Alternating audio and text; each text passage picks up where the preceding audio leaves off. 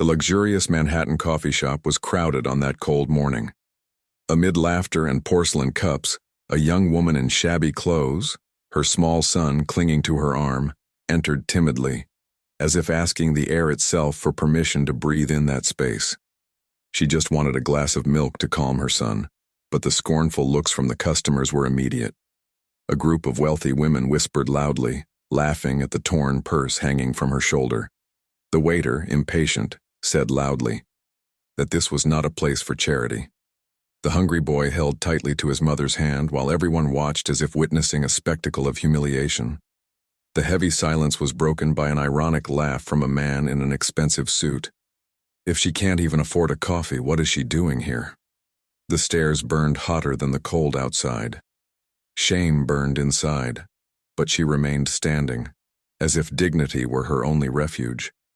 It was then, amidst the muffled laughter and the scornful glances, that a firm, deep voice rose from the most imposing table. A millionaire, known for his coldness in business dealings and his ruthless disregard for those who didn't serve his interests, stood up. Everyone expected him to join the chorus of contempt, but instead he walked over to the woman. He gave a simple order to the waiter: "Bring the best dinner in the house for her and the boy, and put it on my bill." The room froze. The same mocking mouths remained motionless. It seemed a gesture of whimsy, a power play. But to her it was as if the universe had opened a rift in time. From famine to abundance, from contempt to the unexpected. But the millionaire never imagined that this gesture would trigger a sequence of revelations that would change everything, exposing secrets, scars, and truths that would unite their destinies in a way no one dared predict. If this story touched your heart, please like, subscribe, and write your prayer of faith in the comments. The New York cold seemed to cut through her skin on that gray morning, where skyscrapers rose like silent witnesses to the invisible stories that walked the sidewalks.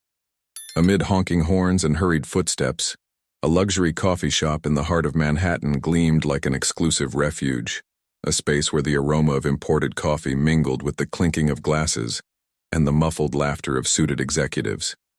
It was a world that breathed privilege, inaccessible to those without the right name, the right clothes, or a fat bank account.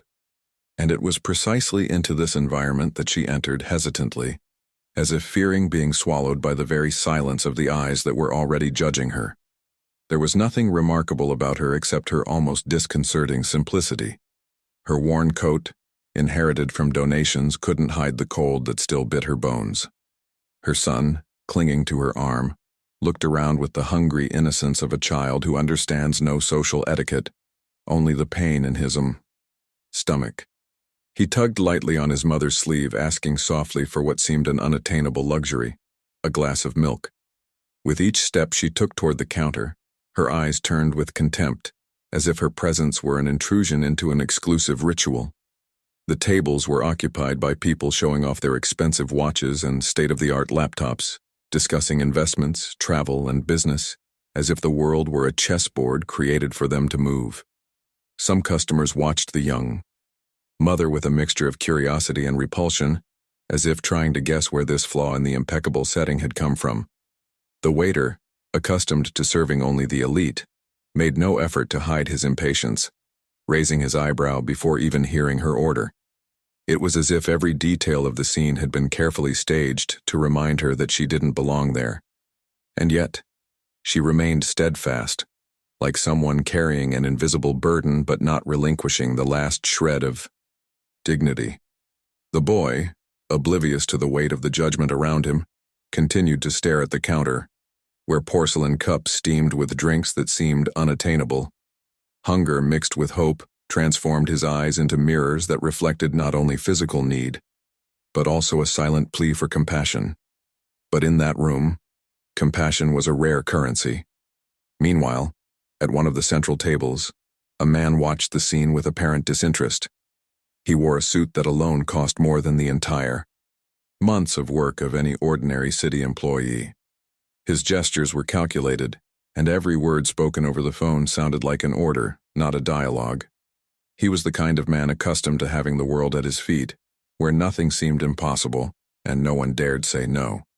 For many, he was a symbol of success and power. For others, he was the embodiment of the cold arrogance that ran through Manhattan's veins. The contrast between them seemed designed by fate. On one side, the vulnerability of the single mother with her simplicity, her pain, and her quiet courage. On the other, the grandeur of the millionaire, shrouded in luxury and emotional distance. The clash of worlds seemed inevitable, as if that morning had been written long before it happened. And while the laughter from neighboring tables echoed like small blades of contempt, something larger began to stir, still unseen by all. The story hadn't really begun yet, but it was already permeating the air. The tension, the judgment, the invisible thread connecting such disparate lives. The coffee shop, with its false sheen of exclusivity, would be the stage where the improbable would unfold, and every look, every word, and every gesture would be pieces of a puzzle that would change destinies. She wasn't born for the glittering lights of Manhattan, nor for the shop windows reflecting expensive dresses and sparkling heels. Her life had begun in a forgotten rural neighborhood, where wooden houses creaked in the wind, and the smell of dust seemed to never leave clothes. From a young age, she had learned that hunger had a sound, her stomach growling in the silent early mornings, when her mother pretended to sleep so she wouldn't hear her suppressed cries. Her father had disappeared early, leaving only the bitter memory of broken promises and an empty chair at the table. It was the first scar on her soul. Absence. As a teenager, she sought refuge in books. She read in public libraries, hiding among the shelves, dreaming of distant places and futures that seemed impossible. But reality was relentless. She worked in diners, cleaned houses, held back tears in public restrooms to keep from breaking down in front of customers. Every dollar she earned weighed on survival, and there was no room for luxuries or rest. Just when she thought life couldn't get any harder, she met what seemed like love, a young man who promised to lift her out of her grueling routine. At first, she believed. In the end, all that remained was abandonment. He disappeared at the moment she needed him most. Pregnant, she carried in her womb the proof that she had been left behind. Neighbors looked at her with pity, others with contempt, but none offered a firm hand of support. She had to face judgmental looks, hurtful words, and long nights of lonely tears. The birth of her son was a mixture of pain and miracle. While the world seemed to turn its back on her, that little being pulled her back to life. In his eyes, she found a reason to carry on, even when her strength was gone. In New York, she sought a second chance. She arrived with an old suitcase, a few clothes, and many shattered dreams. The city, however, offered no warm embrace. She found closed doors, temporary jobs, and a daily struggle to pay for a tiny room in a noisy building. She divided her routine between exhausting shifts and trying to provide her son with at least the basics: food, clean clothes, and when there was time, a bedtime story.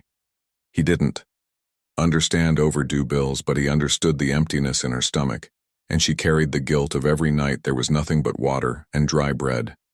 What hurt most wasn't poverty itself, but the way the world saw her. Not as a woman struggling, but as someone invisible, as if her existence were a blip in the landscape. Small humiliations piled up, disdainful glances on the subway, snide comments in supermarket lines, bosses who treated her as disposable. Every detail seemed to remind her that she didn't belong in the circles of power, that the world classified her in a category where there was no room for dreams. Even so, there was something inside her that resisted, a barely perceptible flame that kept burning because of the boy. She had promised herself that he wouldn't just inherit the pain, that he would at least have the chance to know another path. That was why she bore the burden, why she swallowed her pride when she needed to ask for help, why she walked miles in the cold to save money on transportation. The past had shaped a woman who was wounded but also hardened, capable of rising from repeated falls. That day in Manhattan, as she walked into the coffee shop, she carried much more than worn clothes and hunger. She carried invisible scars, stories of abandonment and silent struggles that no one there could imagine. To others, she was just another poor thing. But the truth, hidden in her silence, was much deeper. She was a survivor of a past that would have crushed anyone. And this past, which seemed to condemn her, would soon reveal itself as the key that would change the entire course of history. That morning, the cafeteria seemed like a stage for vanity. Each table reflected a slice of Manhattan's elite, men and women displaying power in subtle details, a diamond ring glinting in the light, a Swiss watch discreetly sparkling on a wrist, or a designer handbag strategically propped on a chair. The millionaire, seated at his central table, was the figure who drew the most attention, not only for his authoritative posture, but for the group of businessmen and heirs surrounding him, laughing at every joke he made as if they were decrees. Between sips of imported coffee and sarcastic comments, the topic that would change the course of that morning arose. Can you believe some people still have the audacity to come in here without even knowing if they can pay the bill? One of the men asked, laughing, as he tossed the gold card onto the table like a trophy.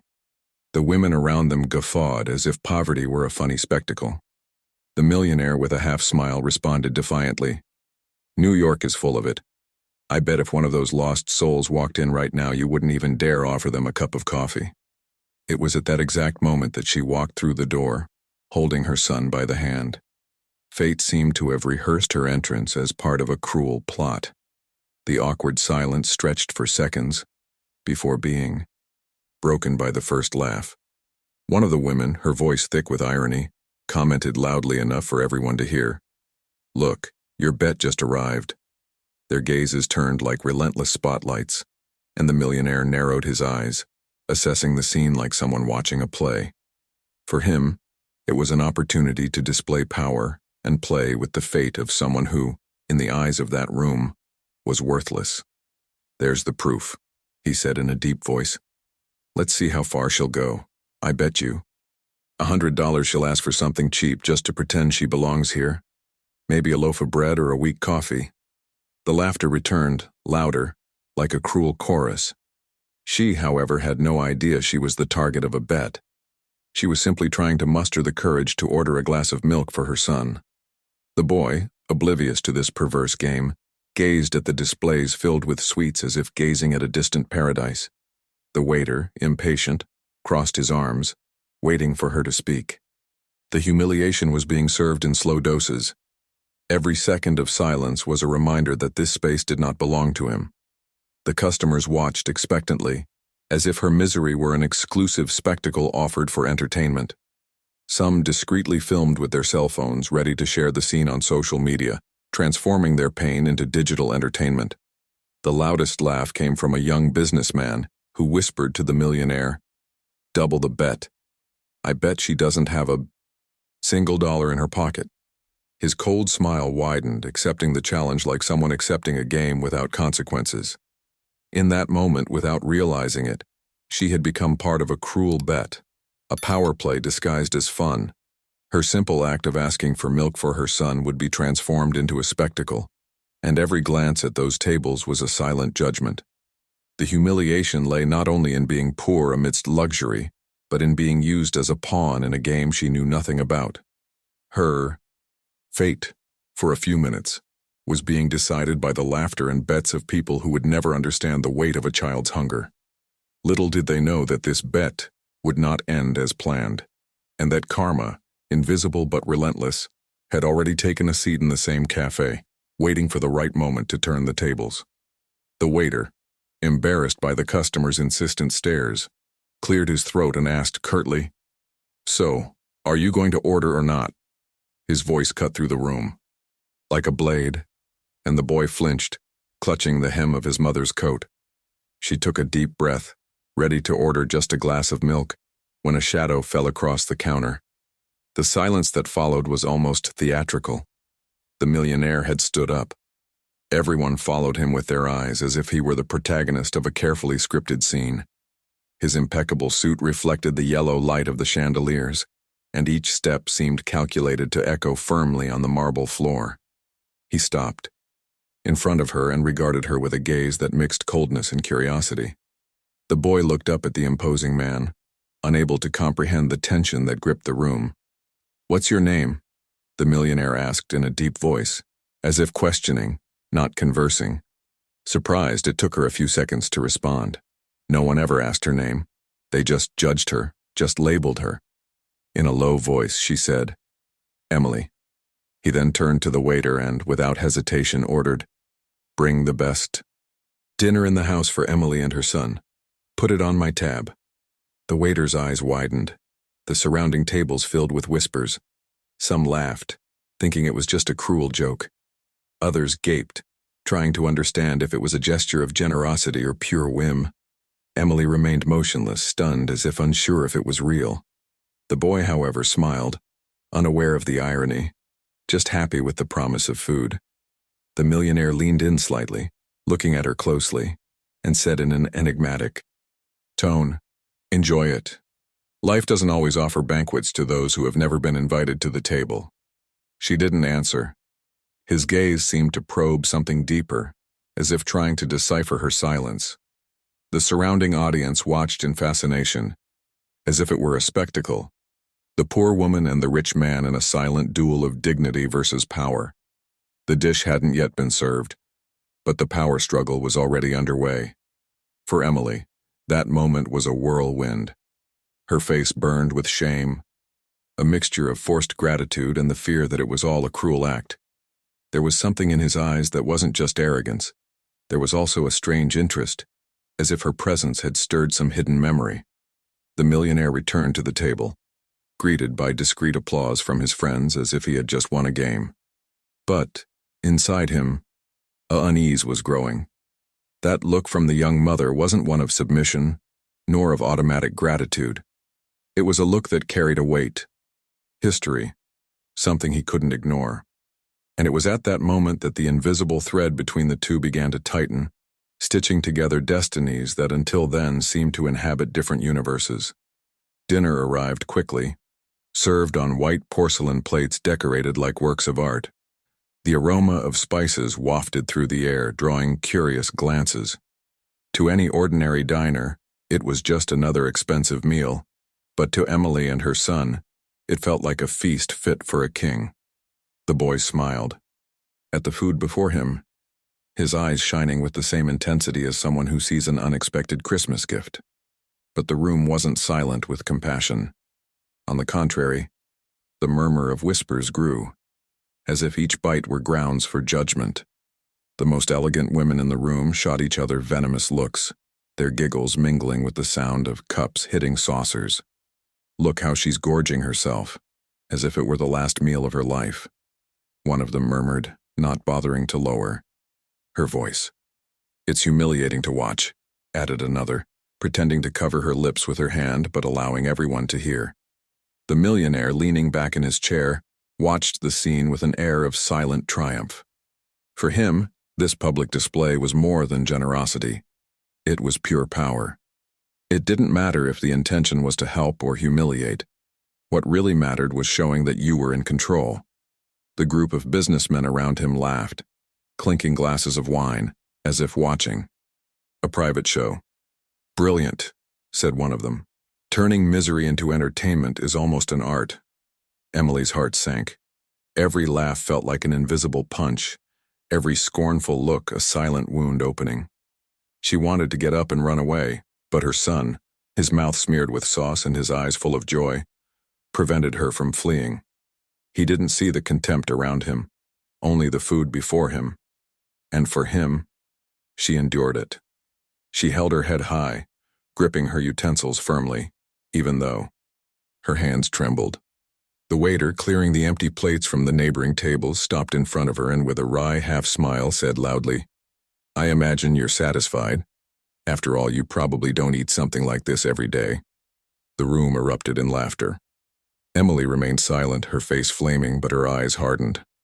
The millionaire leaned in, his voice low but full of intent, so only she could hear. "See, Emily, the world is like this. Some are born to eat, others to watch. From the window, today you had the chance to taste the flavor of the table. But never forget, it was because I allowed it." She stared at him for a second, and there was no gratitude in that look. There was fire, something that deeply bothered the millionaire, even if he didn't show it. The audience, engrossed, thought they were witnessing the outcome of a successful humiliation story. But no one realized that, behind that restrained silence, Emily harbored secrets capable of turning the tide, irreversibly. The room still echoed with the last of her laughter when Emily set her cutlery down on her plate and took a deep breath. Her eyes were no longer filled with shame, but with restrained firmness, as if she had long been holding back an answer that was now ready to come out. The millionaire, pleased with the act he had put on, expected to see her leave humiliated, head bowed, leading her son by the hand like someone grateful for crumbs. But that wasn't what happened. With a calm, almost elegant movement, she wiped her lips with her napkin and stood standing tall before everyone's eyes. There was no tremor in her voice when she spoke, only the cold clarity of someone carrying heavy truths. "I know what happened here," he said firmly. "I know I became the target of a bet. I know every smile around me was bought for the pleasure of seeing me embarrassed. I know even the plate placed in front of my son was nothing more than a game." The silence that fell over the coffee shop was absolute. The laughter faded like candles in the wind, and the cell phones that had been discreetly filming now trembled in some hands, unsure of what would come next.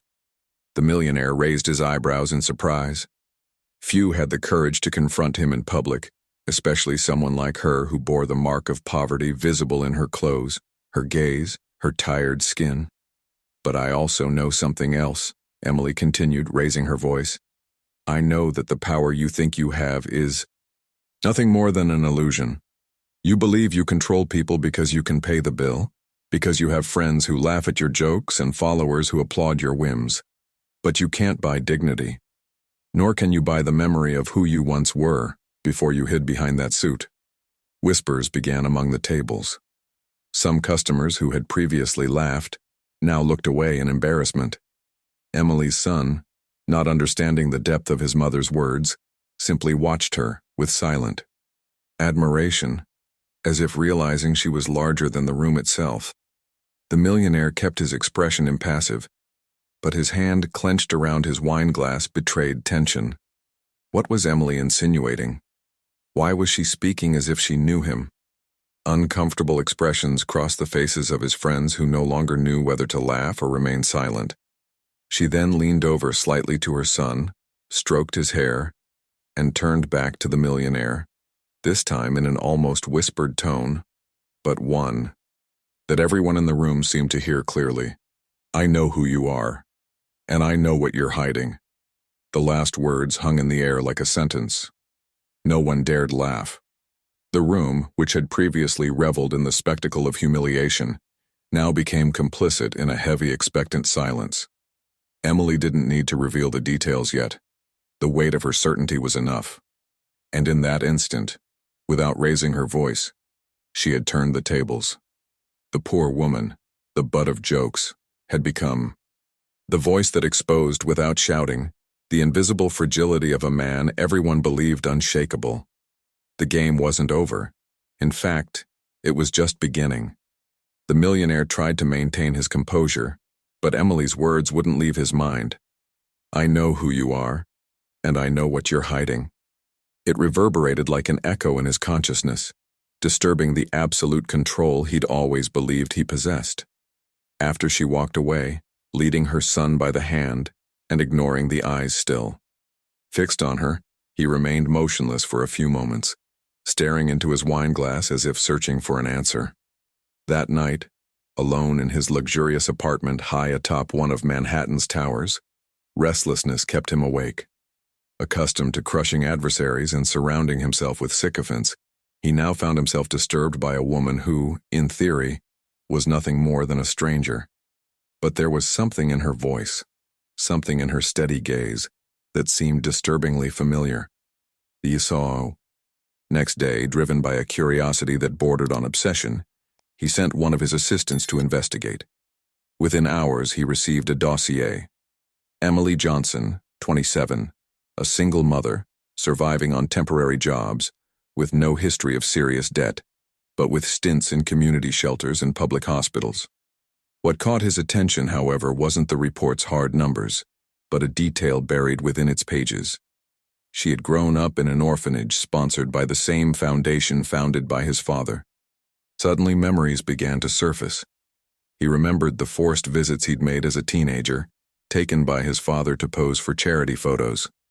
He remembered the children who'd stood in line with donated clothes while he, bored, pretended to care. And then a specific memory took shape. A girl with determined eyes, who didn't lower her head like the others. The same flame in her eyes that now, years later, stared back at him inside that coffee shop. The shock was immediate. Emily wasn't just a stranger. She was someone who had grown up in the shadows of her family's empire. Someone who had seen firsthand the sham of donations, which were actually just marketing campaigns to clean up the company's image. She knew what lay behind his fortune, because she had been a silent witness to the misery that was never shown on camera. The millionaire realized, with a chill running down his spine, that her statement wasn't a bluff. She knew who he was. She knew the hypocrisy that underpinned his philanthropic aura. And worse still, she knew that the boy now holding his hand could have been just another orphan, overlooked by his flaunting wealth. As he reflected, the world around him seemed to lose its luster. The business, the cars, the social invitations, everything seemed smaller in the face of the possibility that his truth was exposed. Emily carried not only her own story, but also the key to unmasking his. And for the first time in years, he felt fear. In the days following the hour silent confrontation in that coffee shop, Emily disappeared as if she dissolved into the icy New York wind. She didn't answer calls, didn't reappear in the same places, didn't cross the same paths. To those who saw her that day, she was nothing more than a face that would be forgotten over time, another brief story among so many others that the city swallows without remorse. But for the millionaire, her absence became a constant presence. He, accustomed to having everyone within reach with a simple snap of his fingers, suddenly found himself obsessed with someone who had chosen not to be there. He tried to send another investigation, but the reports were useless. She's not home. She was seen leaving a market and never returned. She moved from a rented room without leaving an address. Each line was a cruel reminder that the control he exerted over everyone else didn't work on her. Little by little, silence began to erode his days. In meetings, he lost concentration. At business, dinners, laughter sounded hollow. The memory of Emily's gaze haunted him, that gaze that never wavered, that stared straight into his eyes, as if it had seen through every mask he wore. It wasn't just desire or curiosity. It was something deeper, almost uncomfortable. The feeling that for the first time someone saw him as he truly was. Meanwhile, the city's news continued its rhythm. Rising stock markets, closed deals, exclusive parties. But nothing could fill the strange emptiness he felt. At night, alone in the panoramic apartment overlooking the city, he remembered her simplicity, the way she held her son's hand, the hidden strength in her voice. It was a stark contrast to the artificial world around him. And then he began to dream. Strange, vivid dreams. He saw Emily walking down dark streets, always with her back turned, always leading the boy by the hand. He ran after her, but could never reach her. He woke sweaty, his heart racing, feeling her absence like an open wound. It was in this emptiness that he began to question himself. Why did she matter so much? Why was a woman he had turned into a target of humiliation now the only one occupying his thoughts? The answer was still unclear, but it was already taking shape within him. It wasn't she who was absent. It was he who was losing himself without her presence. Emily's absence became her greatest presence, and the millionaire, without realizing it, was no longer the same man who had used her as a pawn in a cruel game. Her absence was the first blow of a transformation that was only just beginning. The millionaire had always believed his image was unshakable. His name circulated in society columns and on the covers of business magazines, always accompanied by the word power. But all it took was a spark for the glass castle to begin to crack. The coffee shop scene, previously restricted to a circle of spectators, took on a life of its own when one of the secretly recorded videos made its way online. Within hours, it racked up thousands of views accompanied by comments that held no shortage of criticism. What for him had been a game of control and a display of power now became a public display of arrogance and contempt for the most vulnerable. Social media was relentless. They called him a persecutor of the poor, a cruel millionaire, a man who humiliates starving mothers. Excerpts from the video showed not only his haughty posture, but also the moment Emily, in a firm voice, revealed her knowledge of the bet and the perverse game. The contrast was stark. On one side, the man surrounded by complicit laughter. On the other, the poor woman, standing tall as a symbol of dignity amidst shame. The viral narrative wasn't in his favor, but in hers. Business meetings were canceled, social invitations disappeared, and investors began to question his stance. Those who once laughed at his jokes now avoided having their name associated with him. The downfall was not only financial, but also morale. He, who had always dictated the tone of conversations, was now silenced by the collective judgment of a society that, ironically, loved to build idols only to destroy them. Tabloids ran headlines.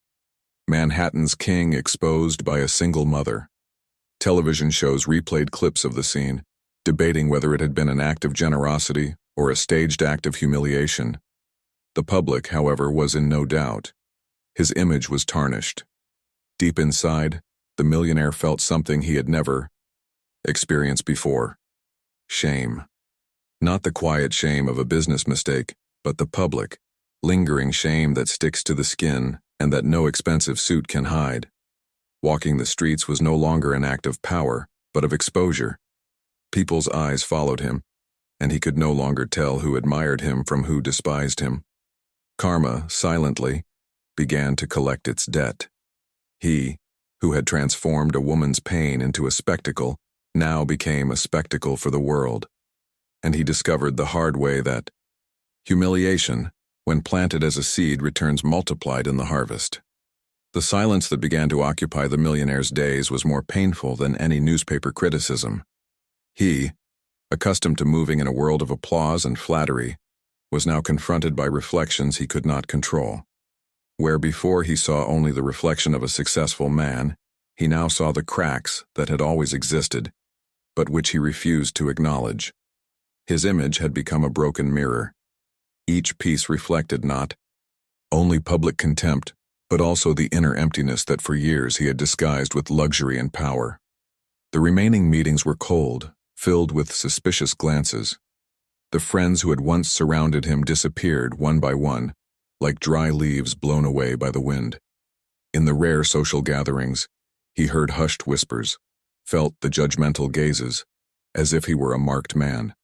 He tried, at first, to restore his reputation with prepared speeches, calculated interviews, promises of change. But none of this was enough, because what the world wanted was no longer to hear words. It wanted to see if there was truth in his transformation. The nights grew long. He wandered through the empty apartment, surrounded by artwork, crystal glasses, and imported furniture, but each object seemed to mock his loneliness. He remembered the boy's simple smile as he received the plate of food. He remembered Emily's firmness. He remembered her unwavering gaze. And he realized, with a pain that grew, like an open wound, that everything he had achieved was worthless compared to what he could never buy. True respect, genuine love, dignity. It was during this process that he began visiting places he'd never set foot in before in a suit. He entered community shelters not with cameras and photographers but alone, trying to understand how these people lived. For the first time, he didn't hand out checks for applause. He gave his own time, sat with strangers, and listened to stories of pain that echoed Emily's. And the more he listened, the more he realized the distance between the man he'd been and the man he wanted to try to be. This transformation didn't come in a flash, but in small, daily bursts. Every memory of the humiliation he'd caused weighed like a stone on his conscience. Every act of compassion he now attempted seemed small, but it was a beginning. For the first time, he wasn't seeking power. He was seeking redemption. Deep down, he knew it would be pointless if he didn't find Emily again. She was the mirror that had shown him who he truly was, and without her presence, every attempt at change felt incomplete, like a road stopped short of its destination.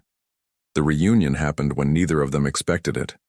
Emily had taken a temporary job at a community library in Brooklyn, where she spent her afternoons organizing books and helping neighborhood children with their reading. It was a quiet, humble, yet dignified setting, a far cry from the marble and glass halls, where the millionaire used to roam. In his relentless search for answers, he had followed clues until he discovered her whereabouts. When he walked through the glass doors, there were no cameras, no audience, no one to applaud or judge him.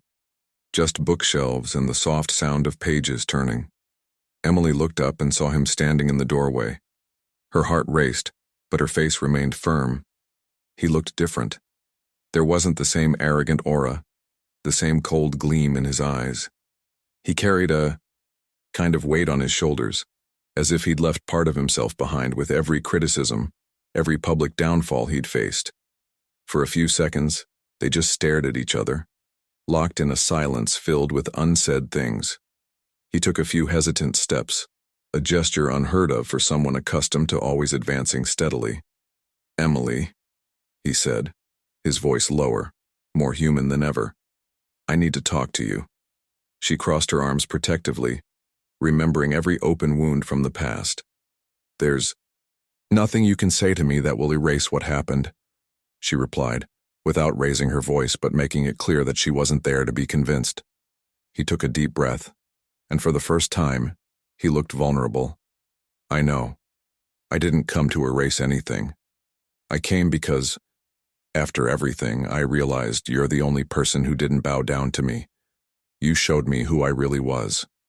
Emily looked away for a moment, staring at the children laughing in a corner of the room. Her son was among them, reading aloud, oblivious to the weight of the conversation. "You use me as a spectacle," she said firmly. "You turn my hunger and my son's into a bet, a game. There's no regret beautiful enough to erase that." He lowered his head. "I don't expect immediate forgiveness. I don't want your last memory of me to be of a cruel man. I didn't know what emptiness was until I lost the respect of someone who should never have been humiliated." The room seemed smaller in the face of the intensity of the moment. Emily watched him with tears in her eyes, not from easy emotion but from an internal struggle between anger and compassion. Deep down, she knew there was something different about him. Not the same man in the expensive suit who laughed while she was humiliated. But she also knew that pain can't be erased with words alone. Their reunion wasn't marked by hugs or immediate reconciliation, but by a silent confrontation between wounds and attempts at healing. There, in that simple space, they both understood they were at a crossroads. Her dignity and his transformation were intertwined, and the next step was up to her alone. The silence stretched like an invisible boundary between them. Emily felt her heart pounding in her chest, as if each beat reminded her of the wound that still ached. Before her stood no longer the arrogant man from Manhattan, but someone broken, scarred by falls that had stripped him of his arrogance. And yet, the memories came back like razors.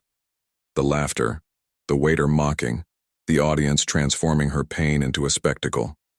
It was impossible to forget. He waited, motionless, as if his life depended on those next words. He didn't insist. He didn't plead. He just looked at her with a sincerity that had previously seemed impossible. "I didn't come to ask for your pity," he murmured, almost in a whisper. "I just want you to know that the change is real, that you were the turning point I never thought I'd need." Emily took a deep breath. Her hands trembled slightly, but her gaze remained steady. She moved closer to him, so close she could feel his heavy breathing. "You want redemption, but redemption can't be bought with dinners, or with words," she said, her voice breaking. "It's born of choices, of what you'll do when there's no audience." He nodded. his throat dry, unable to respond. Emily looked away at her son, who continued to play in the corner of the library, oblivious to the unfolding drama. That child was the reason for everything, the strength that had kept her going when the world tried to break her. She turned to the millionaire and added, "Because of him, I choose not to harbor hatred. But that doesn't mean you have a place in our lives. Forgiveness, perhaps one day. Forgetfulness, never." The words fell like an irrevocable sentence. There was no anger in his voice, only the certainty of someone who had learned to survive without relying on anyone. It was the choice of someone who didn't want to be a victim, but also didn't allow himself to be vulnerable to the same poison again. He closed his eyes for a moment, absorbing every syllable. It was the quietest, yet most deafening goodbye he'd ever received. There were no slammed doors, no shouts. Just the calm firmness of someone closing a cycle without needing to prove anything to anyone. Emily turned and walked toward her son, who ran to hug her around the waist. The millionaire stood there, motionless, feeling the weight of her decision like a final judgment. There was nothing more that could be said. Her choice was made, to move forward, without hate, but without him. That night, the city seemed suspended in an unusual silence. Manhattan, always illuminated, displayed its lights like open wounds against the dark sky. Emily walked beside her son through the simple streets of Brooklyn, while the millionaire remained distant, trapped in his own solitude. Two worlds that touched for an instant, but now followed different trajectories. Emily arrived at her small rented apartment and lit a candle on the worn table. Her son, sleepy, leaned against her lap, and she stroked his hair tenderly. There was no luxury, no banquets, but there was peace. The flickering flame illuminated her tired but serene face. That fragile light was her silent victory, surviving without giving in. Across the city, perched on a glass roof, the millionaire rose from his chair and turned off the artificial lights. He stood before the window, gazing at the horizon.